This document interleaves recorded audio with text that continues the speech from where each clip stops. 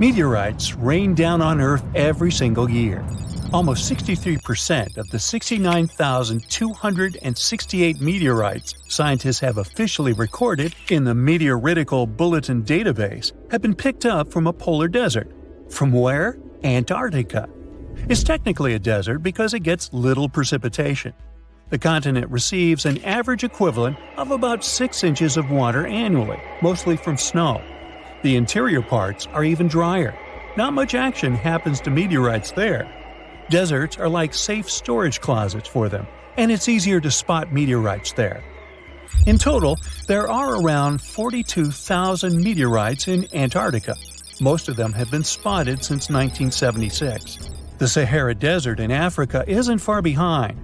Nomads and treasure hunters have discovered over 14,000 meteorites there, especially since 1995. Then there's the Arabian Peninsula, mainly Oman, where they've unearthed about 4,200 meteorites. So why does Antarctica take the crown for its meteorite collection compared to other areas? It's not because more meteorites land there. Statistically, they can land anywhere. Antarctica wins because it's great at showing off these space rocks. The icy environment keeps them in mint condition. The contrast between the ice and space rocks makes spotting meteorites easy. Plus, there are spots called meteorite stranding zones, where the geology, ice flow, and climate team up to gather meteorites. Here's the sci-fi part. Satellites help researchers find meteorites. They use these space gadgets to spot the best places to search. Some of these meteorites are ancient, like 1 million years old. Now, when you think about how many meteorites there are, it's a bit like a pie chart. If you measure their weight instead of just counting them, things get interesting. Antarctica's slice of the pie gets smaller. On average, an Antarctic meteorite weighs about 2 ounces, like a small bar of chocolate. Ooh, chocolate. But in the Sahara, they've got all sizes, so the average is about 1 pound. Now, let's talk about meteorites in action. Only a tiny bit, maybe just 1.8% of all meteorites found have been seen falling.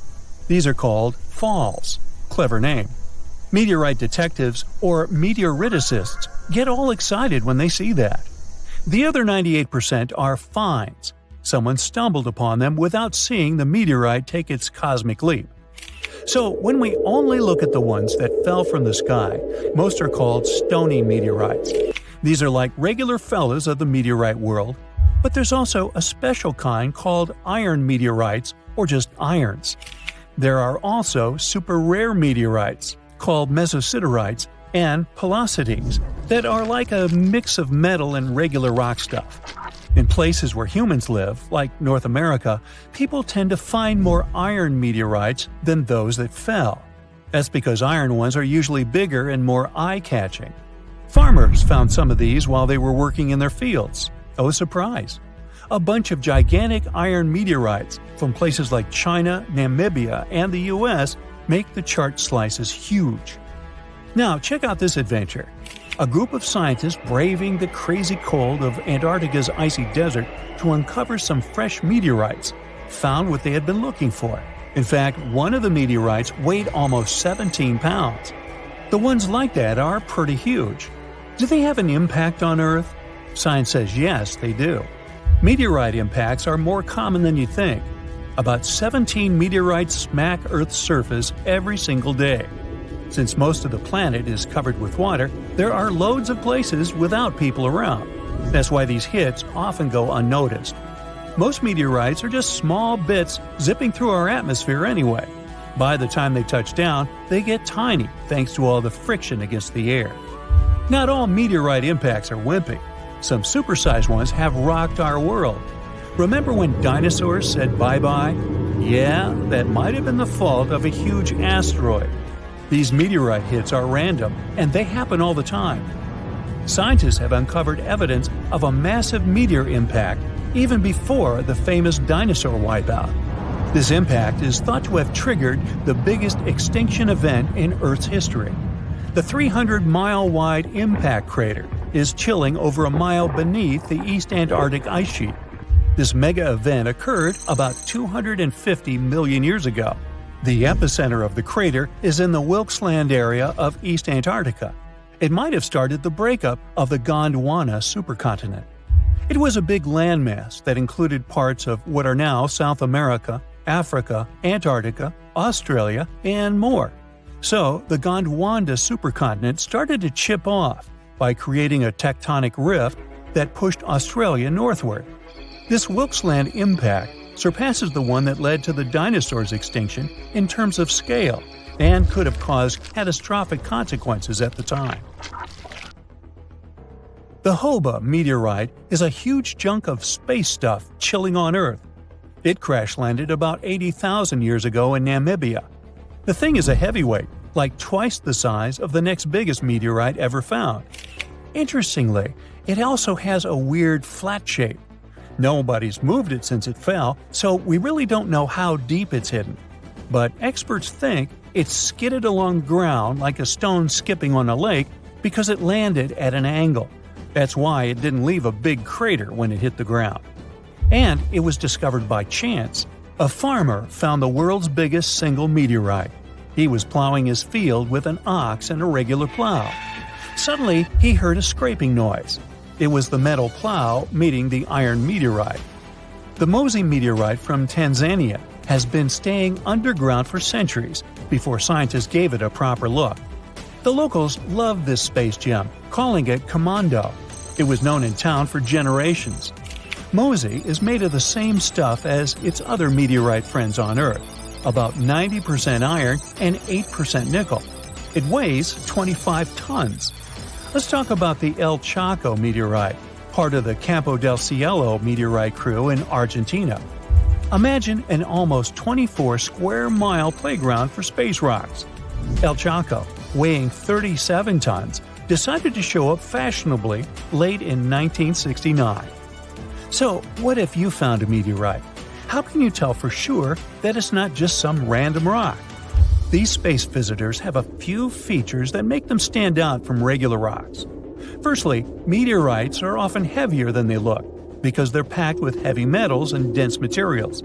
Secondly, most meteorites have some metallic iron, so magnets usually stick to them. If you've got a rock that's not magnetic, try suspending the magnet from a string. The third clue lies in their unusual shapes.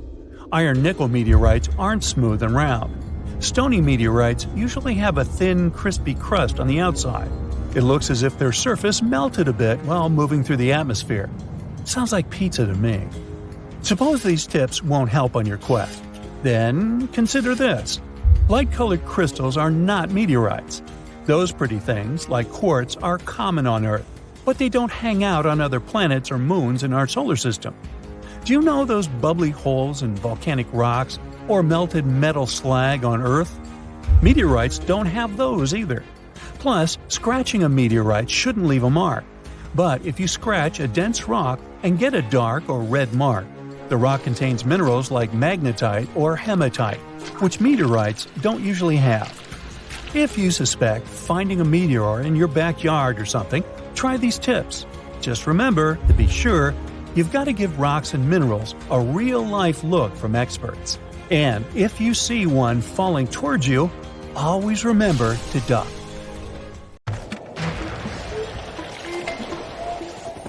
There's not much to do in Antarctica except scientific work. You could check out the wildlife, like some cute penguins and seals. And you'd get to see the occasional whale swimming around. Antarctica is one of the biggest lands out there that's only inhabited by scientists and researchers from all over the world. These scientists dug a hole through some pretty thick ice to study the ancient air and how the atmosphere cleans itself.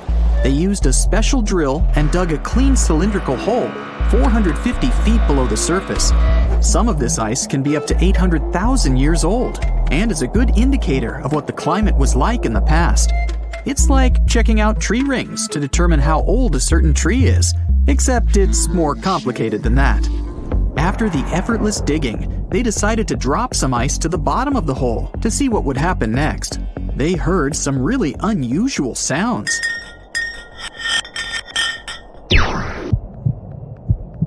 It felt like being on a spaceship traveling through a bunch of obstacles with many rocks smashing into each other.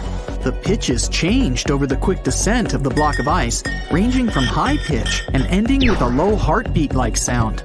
The scientists were puzzled when they first heard this and dropped some more ice, only to find out that the same type of sounds were being produced, just in different variations. They couldn't tell what was down there and, more importantly, why these kinds of sounds were produced. Antarctica boasts quite a few volcanoes, many of which are under super thick sheets of ice. Scientists discovered 91 volcanoes and claimed there could be more, potentially making it the most extensive volcanic region in the world. While they were doing regular scientific research, they came across many unmistakable large cone-shaped figures underground. Some were as deep as 2 miles in the ice. Some of the peaks were over 3,000 feet tall and dozens of miles across. But on the surface, it's as plain as a sheet of paper. They may have dropped that block of ice inside an actual volcano that they were standing on, but it's unlikely. Even though the underground volcano presence was discovered by accident, there's a small chance they were actually standing on one where they had their workstation set up. It's more likely that they worked in an area where studying ancient climates is easier and less dangerous than other places. They collect ice samples and study them in a lab. It's like discovering a prehistoric insect embedded in amber millions of years ago when dinosaurs used to roam the land. But instead of little bugs, scientists study ancient dust, air bubbles, sea salts, volcanic ash, and anything else that may have come from the environment. They can practically tell how the climate was during that time. These ice samples might show that Antarctica's western ice sheet melted when the Earth's climate warmed up. If it did, then it's likely to happen again. That would mean sea levels rising, affecting coastal cities and small remote islands. But scientists aren't sure it's true, despite some evidence to back it up. The process of studying ice samples can take a week or even a year, depending on what they find. They crush or melt the sample bit by bit. And like those tree rings, the deeper the layer, the further we go back in time. In order to study ancient bubbles trapped in ice, researchers have to crush the samples under a vacuum hood to keep the air out while extracting the air and putting it in vials. There are various instruments and devices to study the ice samples, but because it's so sensitive to damage, each measurement must be in a clean room setting so that nothing gets compromised. The scientists have to wear proper bodysuits and many layers of gloves and constantly get ventilated. Even something as tiny and insignificant as a fingerprint can ruin a sample. They look for certain patterns to see changes in the atmosphere's composition and temperature. But dropping a few blocks of ice down a hole wouldn't be so bad. The reason why it made such a peculiar sound is the same reason why a moving car sounds different when it's honking than when it's stationary. The scientific word for it is the Doppler effect. It's an obvious change in the frequency of a wave with respect to an observer who is moving relative to the wave source. The effect doesn't mean the frequency of the sound changes, it just shifts. And this can be said about other types of waves, like water and light. But sound waves are the most popular ones when it comes to the Doppler effect. So, when the scientists dropped the ice block down the bottom of the hole, the sound waves traveled back up and bounced around the narrow tube where they drilled. That's why they got the pew pew sound. Let's not forget that this ice block traveled 450 feet beneath us. Oil ships dig holes in the oceanic crust that go thousands of feet beneath the Earth. The Kola Super Deep Borehole in Russia is the deepest hole ever made by humans. It goes more than 40,000 feet below the surface and took almost 20 years to reach 7.5 miles. Below it is only half the distance to the mantle. In terms of the whole Earth, this very deep hole is literally scratching the surface. This wasn't a hole to dig for oil, and wasn't in the ocean either. The drilling was stopped in 1992 when the engineers found out that the temperatures were 100 degrees Fahrenheit higher than they predicted. And then it was abandoned, and it's just been a barren hole now. But that's the closest we've dug to the center of the planet. The scary thing is that some of the workers on the site could hear voices coming from within. All the way in Yemen, an ancient hole exists in Barhout, in the east of the country in the middle of the desert. It's actually closer to Oman than to the capital Sana'a. This hole has puzzled experts and locals. Unlike the holes in Russia and Antarctica, this wasn't man-made. Or was it? It's been around for many years, and the locals try to steer away from it. They don't even like talking about it, since they claim it brings bad luck to those around it, or to whoever utters its name. They claim it was created as a prison for spirits, but many rule that out. The hole is 98 feet wide and somewhere between 330 to 650 feet deep. You can also hear strange sounds coming from the inside. But according to some scientists, the well has little to no ventilation and barely has any oxygen down there. So it's unlikely that anyone or anything lives down there. The Challenger Deep in the Mariana Trench caught some low-pitched grumble sounds in March of 2016. Some of these grumbles were followed by screeches. They caught these sounds in a span of weeks, using a titanium-encased microphone so that the immense pressure of the lowest point on Earth wouldn't crush it. They had to lower it slowly as well, since it's 1,000 times the atmospheric pressure at sea level. For 23 whole days, the microphone recorded typical sounds of whales passing by and boats sailing across from above, and even rumbles of nearby earthquakes, but they still couldn't determine what caused those initial sounds. The researchers couldn't understand if the noise from the bottom of the Mariana Trench was caused by humans or was natural. They also wanted to know if these sounds affected marine life, like dolphins and whales that rely on echolocation. They still can't figure it out, but scientists estimate that the ocean is about 10 times noisier than it was 50 years ago. With technological developments in shipping, submarines, and underwater construction, the ocean will only get louder with time. Northern lights come with sounds, which nobody talks about. They're usually audible when the auroras are at their most powerful presence. Scientists were always puzzled as to what caused the faint popping and crackling, even though they were very far above us.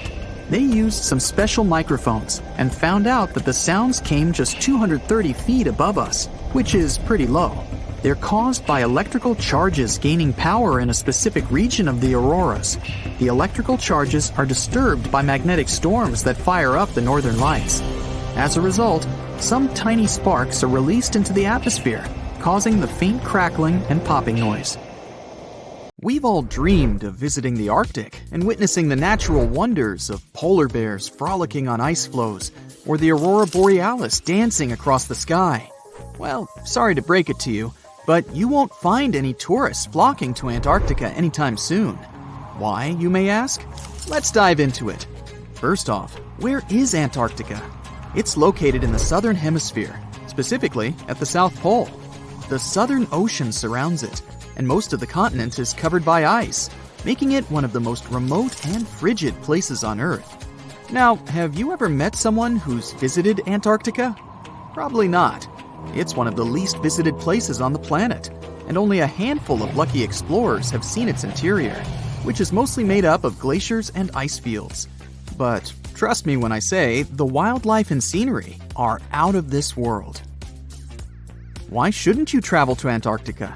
Well, for starters, the environment is incredibly fragile and can be easily damaged. Plus, there are no native human populations on the continent, so your travels would essentially be like visiting an uninhabited island. And let's not forget that it's also one of the most expensive destinations to travel to. Despite all that, Antarctica is not exactly guarded like a fortress, but there is an international agreement called the Antarctic Treaty. This treaty was negotiated to prevent any unwanted activity on the continent and bans some forms of testing done there by member states. But the primary reason we can't just waltz into Antarctica is that it has a delicate ecosystem that needs protection. The treaty states that Antarctica should be used for peaceful purposes only and should be free from any human activity that could harm the environment. Scientists are still learning about the continent's unique ecosystem, and our activity and machines could disrupt the delicate balance that exists there. If you're still itching to go to Antarctica, getting permission isn't exactly a walk in the park. U.S. citizens, for example, need to complete a special form and send it to the Office of Ocean and Polar Affairs. And once you're there, you'll need to follow some strict guidelines to protect the environment, like not disturbing any wildlife or taking souvenirs like rocks, plants, or animals. Now, technically, can you live in Antarctica? While there are no laws banning people from living there permanently, it's a very inhospitable environment and unsuitable for human habitation. Temperatures can reach -76 degrees Fahrenheit and below, making it nearly impossible for anyone to survive without the proper equipment and experience.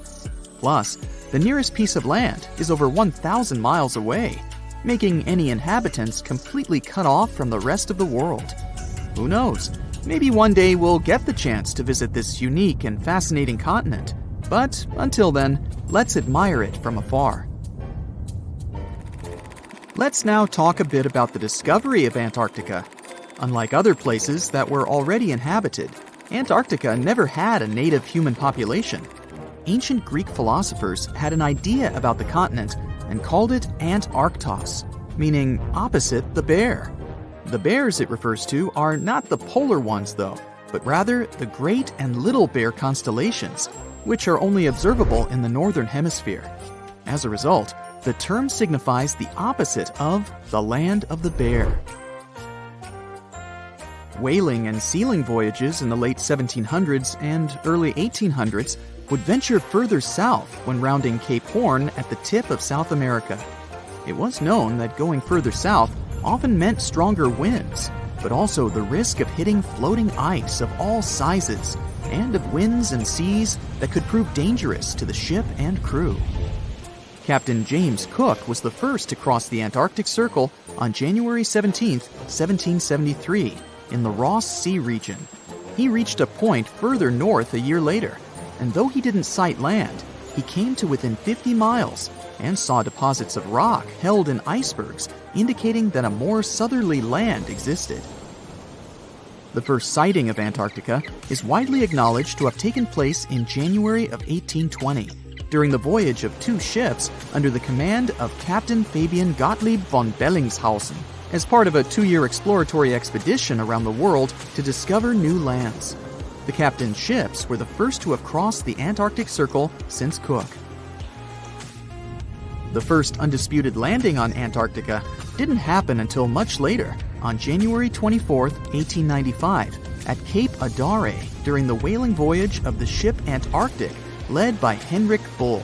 A small boat with 6 or possibly 7 men on board rowed ashore during calm conditions. You might not believe it, but Antarctica is actually a desert. With all that ice, you'd think it'd be like a winter wonderland with snowball fights and hot cocoa all day long. When we think of deserts, we picture camels and cacti and people struggling to find water. But in Antarctica, it's a whole different story. The struggle isn't to find water, it's to find anything that's not covered in ice. And the average rainfall has been just over 0.4 inches in the past 30 years. That's like a few drops of rain compared to what we're used to. So technically, it's not the dunes or sizzling heat that makes a desert, well, a desert. It's the lack of precipitation. But don't worry, if you ever find yourself lost in Antarctica, you won't have to worry about getting thirsty. Just make sure you bring a jacket and some mittens, because it's cold enough to make you into a popsicle. Not only is Antarctica one of the driest places on Earth, but it's also the coldest, the windiest, and the highest. Talk about overachieving. The penguins and scientists down in Antarctica have at times found themselves in a bit of a pickle when it comes to time. You see, unlike the rest of us on this big blue planet, there is no Antarctica time zone. All the lines of longitude meet at a single point at the South Pole, making it a bit of a head-scratcher when trying to figure out what time it is. Now, you might be thinking, but how do the scientists and researchers keep track of time down there? Good question. They typically stick to the time zone of the country they departed from. However, with stations from all over the world on the Antarctic Peninsula, things can get a little wacky. Imagine trying to coordinate with your neighboring countries without accidentally waking them up in the middle of the night. You might think that not much could survive in a place where the temperature is extremely cold, the sun barely shows up, and the wind could blow you away faster than a tumbleweed. Well, as in many places on Earth, life found a way into Antarctica too. Believe it or not, this frozen continent is buzzing with activity. It's home to billions of krill, which in turn attract lots of seals and more penguins than you can shake a fish at. But don't let their cute and cuddly appearance fool you. Penguins are the ultimate swimmers, with streamlined bodies that would make Olympic medal winners jealous. They come ashore to breed and chill, but their real talent is stealing pebbles from each other and forming mathematically precise huddles to stay warm. Antarctica is also home to the largest species of penguin on Earth. It's called the emperor penguin.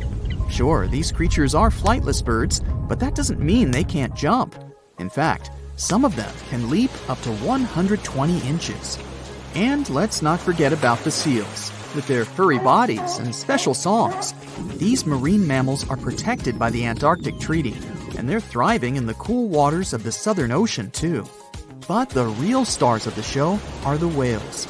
During the Antarctic summer, these huge creatures show up in droves to chow down on the abundant krill. It's indeed like a whale buffet down there. Antarctica is the most remote continent on the planet. It has 90% of the world's ice, but it's considered a desert because the annual rainfall is only about 8 inches. You'd probably never think it was a desert if you look at it, since it's white and full of wildlife. But Antarctica is not only what it appears to be on the surface. There is so much hidden beneath it, and even above it. Atlantis has long been a mystery for humankind. Did it ever exist? And if yes, where was it located? One of the theories supports that the Atlantean civilization could have thrived and flourished in the Antarctic continent when it was still uncovered by ice. Due to the Earth's cyclical eras, this is the periods of ice and interglacial periods. It was believed that Antarctica was actually a tropical forest. And, well, a recent Google Earth picture found some interesting ruins, buried deep within a lake bed on the icy continent. It's unclear to which civilization these remains belong to, but some theorists believe that it could perfectly be Atlantis. And these frozen Antarctic lakes are holding much more under them. In the 1970s, scientists were surprised to find large lakes under the ice plaques in the frozen continent. Over 400 lake beds are believed to exist under layers of ice. Lake Vostok, for instance, the largest subglacial lake over there, is buried beneath 2 miles of thick ice. There are pristine blue ice caves hidden under there as well. The water in these lakes remains liquid due to the small levels of geothermal heat from the Earth's core. And some scientists believe that some lakes are around 15 million years old. Talk about the old days, huh? Now, amongst the unique phenomena that occur in the continent, let's say Antarctica is home to an extremely weird waterfall. The year was 1911 when Australian geologists wondered about the so-called Bloodfalls. He was extremely puzzled by this red stream of liquid pouring from a small hillside amongst the Antarctic ice. After years of studying it, it was understood what caused the redness was the high iron content in the water. The last piece of the puzzle came when scientists discovered that there was an underground lake with water full of oxidized iron nearby, which was what caused the Bloodfall to exist in the first place. And speaking of puzzles, this image might be quite puzzling. After all, why on earth would anyone need to take cash to Antarctica? Well, a little history first. Back in 1956, the US founded McMurdo Research Station, which is the biggest science hub in the continent to date. At its peak, the McMurdo Station hosts from 200 to 1,000 scientists. And these people need money to buy coffee, pizza, and other things to meet their daily needs. That's when Wells Fargo decided to install an ATM there. Oh, and they even set a Guinness World Record this way. The Wells Fargo ATM at McMurdo Station is the most southern one in the world. And it's the loneliest ATM in the world as well, as there isn't another one for hundreds and hundreds of miles. The freezing temperatures in Antarctica can make the continent hostile to human life. Actually, Antarctica is the coldest, driest, and windiest continent on our planet. The average temperature along the coast is around 14 degrees Fahrenheit, but as you head towards the Antarctic hinterlands, it gets even colder than that. The interior of the continent can register temperatures of around -71 degrees Fahrenheit. On the bright side, these freezing conditions can account for some mesmerizing phenomena, such as ice bubbles. These bubbles frozen inside some Antarctic lakes are bubbles of methane gas. The gas released from the melting of glaciers ends up freezing midway and makes for a beautiful and exotic scene. I guess methane never looked this pretty before, did it? A few years ago, scientists were taken aback by a giant hole the size of the Netherlands in one Antarctic lake. For scale, that's more or less the size of Lake Michigan. These holes are called polynyas, and they are a natural phenomenon in the continent. However, this one is the biggest scientists have ever seen since the 1970s. So you'll understand, polynyas are massive holes in a sea of ice. Most of them occur along the continent's coast, but this new one was found in the Weddell Sea, much farther from the shore. Scientists are still trying to understand how that happened and what its implications are for the climate in the region. There's one feature in the continent that looks completely man-made and has even sparked several theories around the world regarding its origins. I mean, this formation looks exactly like other man-made pyramids, doesn't it? The only difference is that this is actually a natural rock formation and has existed for a very long time. It was first found during an expedition in the 1910s and was kept secret ever since. It was nicknamed Pyramid, but its correct scientific name is Nunatak, which is simply a peak of rock sticking out above a glacier or an ice sheet. There are other famous peaks that look pyramid-shaped, such as the Matterhorn in Switzerland. So no, this really isn't a human construction. We're sure of it. And the list of fascinating discoveries on the ice continent goes on. An artificial intelligence program was analyzing a set of data on Antarctica when it came across a stunning discovery. There may be up to 300,000 undiscovered meteorites to be found in the icy field of the continent. The truth is, meteorites have been falling on the continent for millions of years. But it was only 110 years ago that the first one was found. And guess what? Recently, researchers found a Martian meteorite in East Antarctica. It was the biggest one found in the last 25 years, and it weighed about 165 pounds. Now, usually fire and ice are rather a tricky combination, so I'm guessing you wouldn't say that Antarctica hosts an active volcano, right? But it does. The volcano, known as Mount Erebus, is the southernmost active volcano in the world with liquid magma and lava boiling for eons. Actually, Mount Erebus has been active for over 1 million years, and it's Antarctica's second highest volcano with a height of 12,000 feet. We've mentioned before that Antarctica wasn't always icy, but could you imagine a huge rainforest covering the entire continent? This isn't science fiction, it's actually true. Leaf impressions and fossilized wood clearly show signs of tropical trees in the region. Fossil research has also revealed something magnificent. Antarctica is home to the oldest worm in the world. According to National Geographic, sperm fossils found in Antarctica reveal a long-extinct species of worm that is around 50 million years old.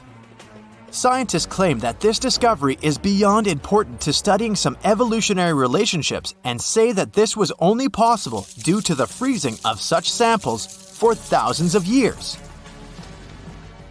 Antarctica is a continent rich in biodiversity. Penguins, polar bears, and seals are just some of the animals we know that exist down there. But there is also a rare and fascinating species of fish that inhabits Antarctic waters. Popularly known as the see-through fish, this species is as bizarre as it is beautiful. This fish had to adapt to survive the cold water temperature in Antarctica, so much so that it evolved into a unique being. As well as a transparent body, this fish has transparent blood, making it completely see-through. This is because they lack the protein hemoglobin, which gives blood its red color. Pretty neat, huh? When you think of Antarctica, you probably think of icebergs, right?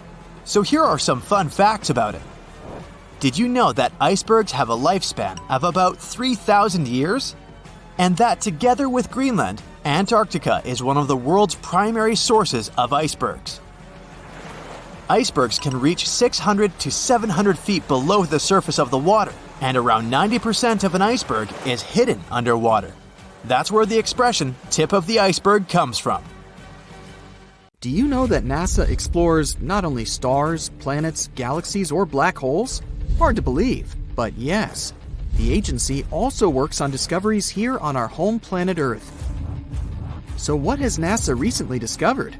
Is there life under the ice? While they were analyzing data recently, they discovered something unbelievable hiding under Antarctica's ice. And this discovery not only changes everything we know about the whole water system of the Earth, but it may also help with research about life in space. Humankind's existence might depend on understanding Antarctica and its secrets. So, the recent discoveries reveal vital information about our survival. But before we continue, let's see how much you know about this place, where it's only ice as far as your eyes can see.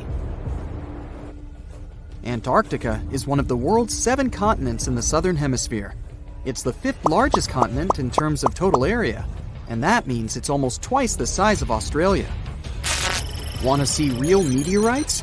Go to Antarctica. Due to its dry climate, Antarctica is one of the best places to observe space. But what's even greater is that you can find meteorites on the white surface of the continent. Scientists have already plucked about 45,000 meteorites from the ice, and they think they can see another 300,000. Since there aren't many terrestrial rocks there, it's easy for them to spot them, thanks to their dark color. Antarctica's dry desert environment also helps preserve them, even the ones that fell to Earth more than 1 million years ago. And can you imagine any volcanic activity in Antarctica? It's hard. But this place is where fire meets the ice. West Antarctica is where most volcanic activity occurs. Scientists recently found that 138 volcanoes exist in West Antarctica alone. Wow! You would think that Antarctica is always cold, but no. Its coastal regions can get as warm as 50 degrees Fahrenheit. But have you ever wondered what Antarctica would look like if there were no ice? It may seem unimaginable now, but it was not always covered by ice. That was 34 million years ago, though, so nobody could tell how the continent's surface would be without the ice. But NASA changed that. They generated computer simulations and created the most accurate map of it as of today. What they saw was incredible. The continent was not flat at all like it seemed. It's pretty bumpy with valleys, rolling plains, and high mountains. But this was nothing next to what they had discovered under Antarctica's ice. So, what is it? Drum roll, please. NASA found 2 new subglacial lakes.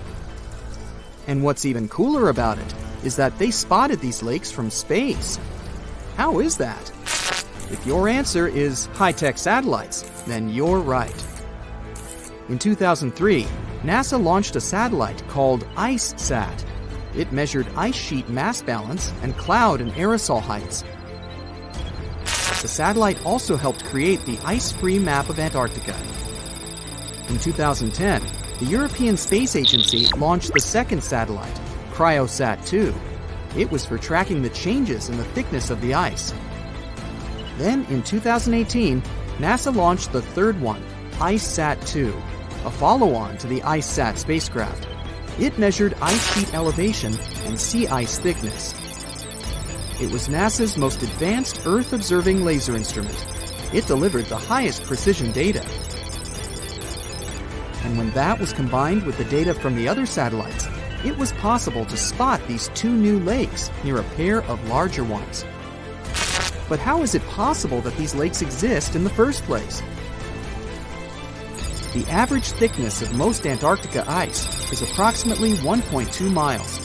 However, it can get over 1.8 miles thick in some places, especially during the winter. So, you might think that there's nothing under there, but science says otherwise. It's not quite possible to see it with your bare eyes, but the continent's ice is slowly but constantly flowing in different directions under the force of its weight. But scientists could not figure out how water moved for many years. That started to change in 2007, when data gathered from the IceSAT provided insight into what hides beneath the surface.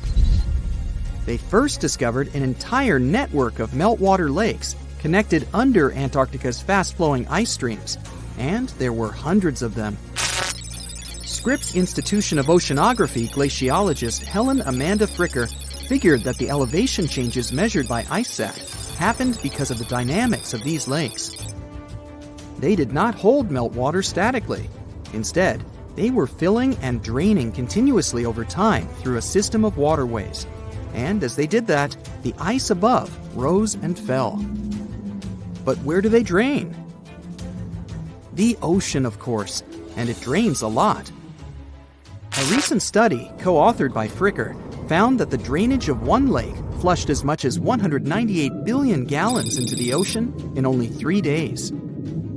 Countless mysteries about how nature works are still waiting to be solved.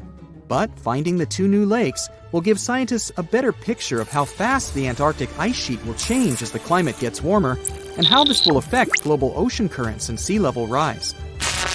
The filling and draining cycle of the lakes also caused the ice sheet to suffer cracks and crevices. So, the information they find from these new lakes will also give them a better understanding of the damage on the surface of the ice. They will also be able to assess how this filling and draining system influences the speed at which ice slips into the oceans and seas. And that means they can evaluate how the added fresh water may alter marine ecosystems. This discovery may also suggest whether life is under the ice. Wow! Scientists drilled through about 3,504 feet of ice and found that water samples taken from one of the lakes contained approximately 10,000 bacterial cells per milliliter. Such a high number of bacterial life is a good sign, because that means the icy waters might also support higher life forms, such as microanimals, and one of these new lakes might even be their home. But the most exciting thing is that the new lakes might help them understand whether life on other planets is possible. Scientists believe any life below the frozen surface of the planet Mars might follow the patterns seen in Antarctica's lakes. So, there is a possibility that they might find critical new information on the type of life that may have existed on the red planet. You wouldn't want to be there during the winter, though. The lowest temperature on Earth you can experience is negative 128 degrees Fahrenheit. In 2010, there was an even lower temperature of negative 135 degrees Fahrenheit. And you may feel this cold much worse due to the strong and dry winds. Did you know that the size of the ice surface on Antarctica also changes throughout the year? It's about 1.2 million square miles during the summer, but when it's winter, it grows to 7.3 million square miles. Yet, despite the change, it remains the largest piece of ice on Earth. Sorry, Arctic, you lose. Do you know these cute little penguins? Consider these animals the locals, because there is no native population in Antarctica. It's a no man's land, because no single country owns it. But do you know who really owns it? 5 different species of penguins, seals, and killer whales.